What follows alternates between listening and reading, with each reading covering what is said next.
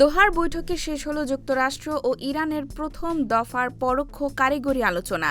কাতার ও পাকিস্তানের মধ্যস্থতায় অনুষ্ঠিত এই বৈঠকে যুদ্ধবিরতি, হরমুজ প্রণালীতে নিরাপদ নৌ চলাচল এবং চুক্তি বাস্তবায়ন নিয়ে আলোচনা হয়।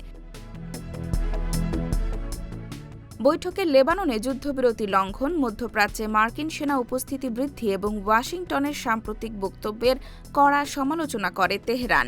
একই সঙ্গে চুক্তি লঙ্ঘনের ঘটনা দ্রুত তদারকিতে একটি বিশেষ দ্রুত যোগাযোগ মাধ্যম চালুর বিষয়ে নীতিগতভাবে একমত হয় দুই পক্ষ। ইরান জানিয়ে দিয়েছে, পারমাণবিক স্থাপনায় হামলার পর ক্ষতিগ্রস্ত কেন্দ্রগুলোতে আন্তর্জাতিক পরমাণু শক্তি সংস্থার পরিদর্শনের অনুমতি দেওয়া হবে না। অন্যদিকে জব্দকৃত ইরানি অর্থের একটি অংশ প্রয়োজনীয় পণ্য আমদানিতে ব্যবহারের বিষয়েও অগ্রগতির কথা জানানো হয়েছে। মার্কিন প্রেসিডেন্ট ডোনাল্ড ট্রাম্প আলোচনাকে ফলপ্রসূ বলে দাবি করল। ভাইস প্রেসিডেন্ট জেডি ভ্যান্স সতর্ক করে বলেছেন, আলোচনা এখনও প্রাথমিক পর্যায়ে।